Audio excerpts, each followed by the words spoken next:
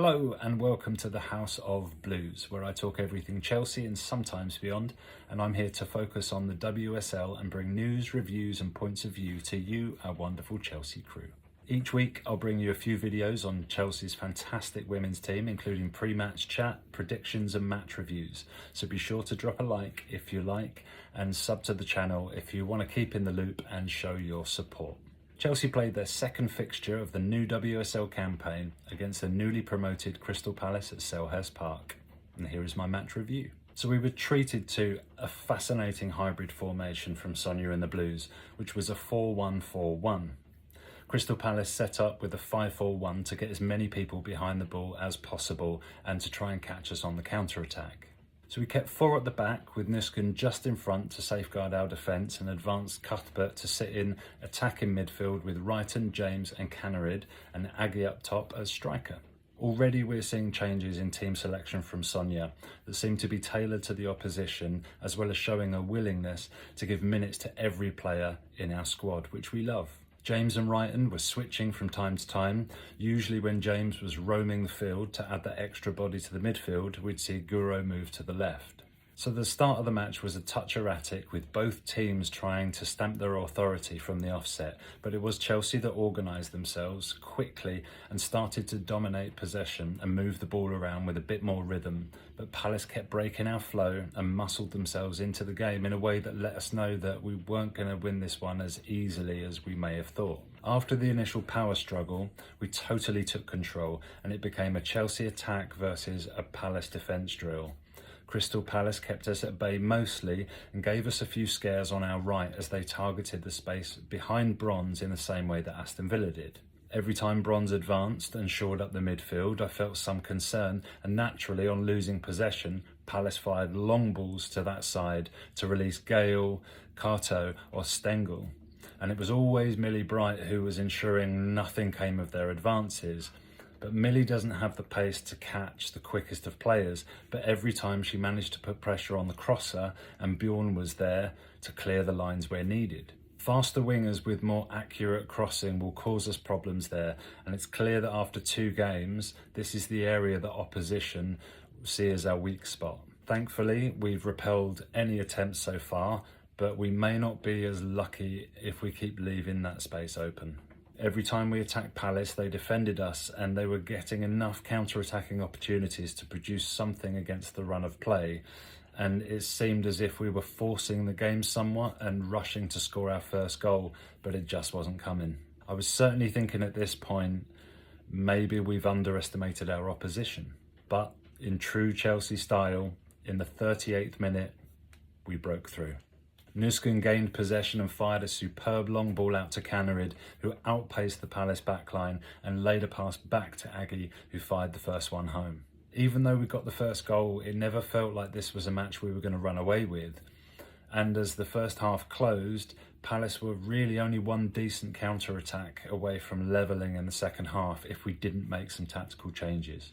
Now, we'll touch on what Sonia spoke to the team about at half-time a little later, but this right here was a fine example of that tactical adaptability our new coach has. Just 3 minutes into the second half, Lucy Bronze fired a lovely strike past keeper Yanez after a dangerous cross from Lawrence was cleared by the Palace defence.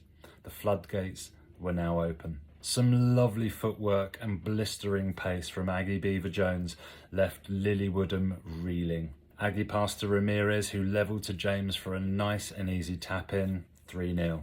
With only 15 minutes to go, I began wondering whether we'd beat or even match Tottenham's 4-0 win against the Eagles last week, and time was running out for us to make the most of an opportunity like this to increase our goal difference, but who am I to doubt? Beever-Jones and Perisset exchange passes as we probe, and Aggie lays off to Macario, who slots a lovely ball through to Captain and then levels to Wrighton, and was there any doubt? Our Norwegian wizard does what she does and finds the back of the net to make it 4-0. Palace are under the cosh and we smell blood.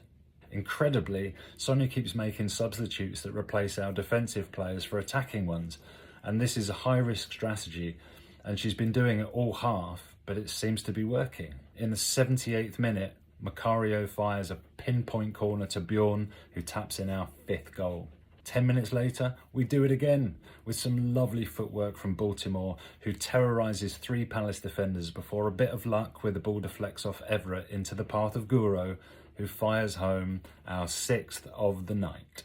With just 2 minutes of added time, Macario feeds a ball to Ramirez, who fires one directly at Yanez, who cannot react quickly enough to prevent Macario from following up and netting the deflected save into the goal for goal number 7. Superb. Now this match served as a great example of Sonia's tactical adaptability, because at half-time we were just 1 goal ahead and Palace were not out of the game at all. After the game, Sonia spoke about the half-time team talk and the changes that she'd made.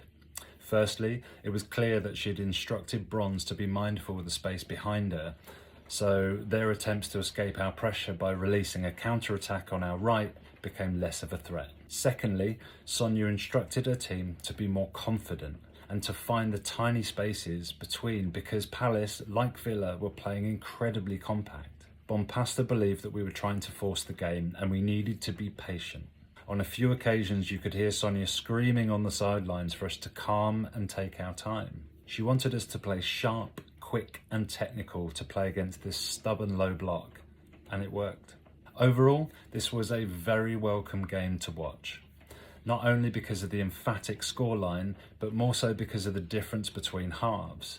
In the first half, we were starved, impatient and frustrated, and the second, we were incisive, dominant and devastating.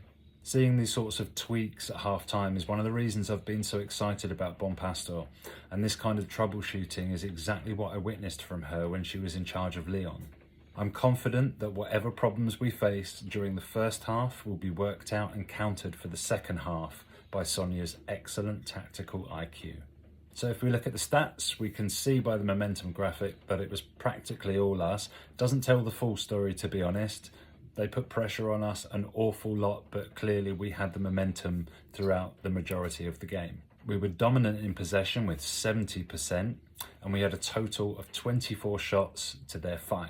If we look at our passes, we made 649 to their 276, and we had an accuracy of 87% to their 66%.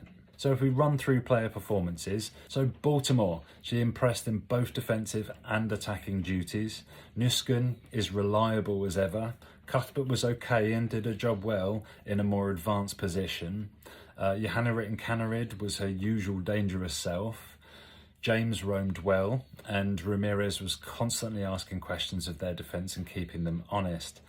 Now, our defence took care of any threats that were there, and Hampton made a lot of decent saves amid a moment or two where she gave away possession. So this is where we come to the standout performers and those I've selected to be the pride of the pride.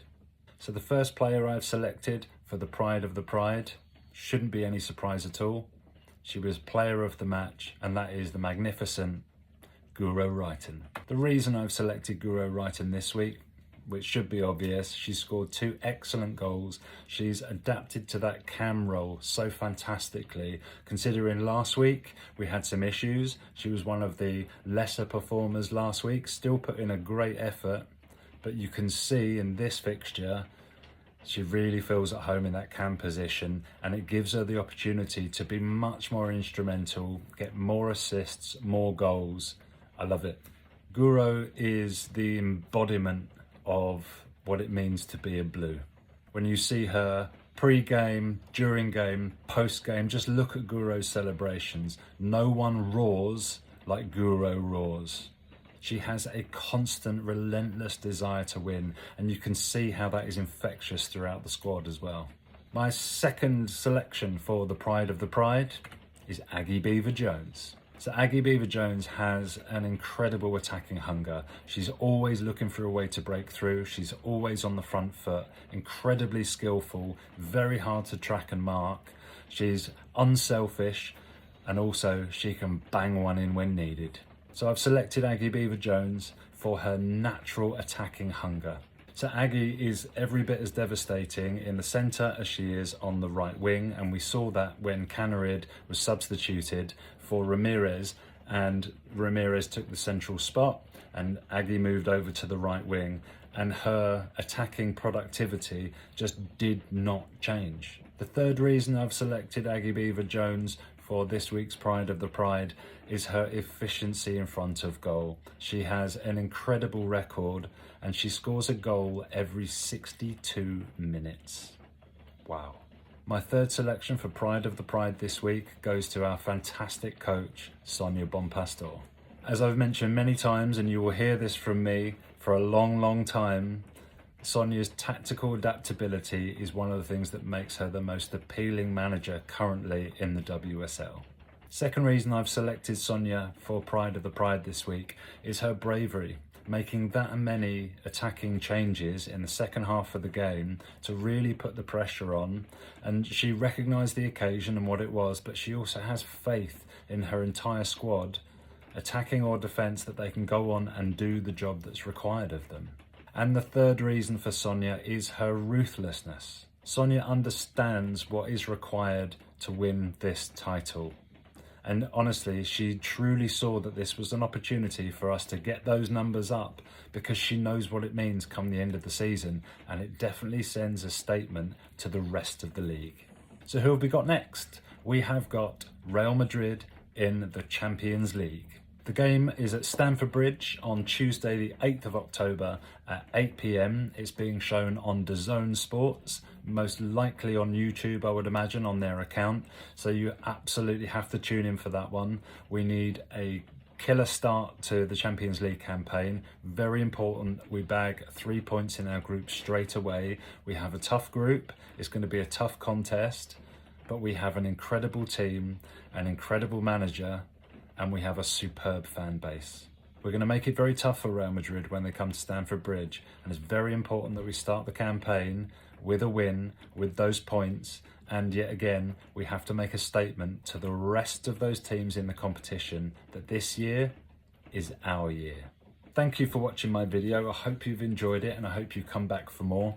Feel free to drop a like and subscribe and get active down in the comments. I would love to hear your thoughts, so please share them. Thanks again. I'll catch you all very soon for a preview of our first fixture in the Champions League against Real Madrid. And until then, bless your blue blood and keep the blue flag flying high. Big love.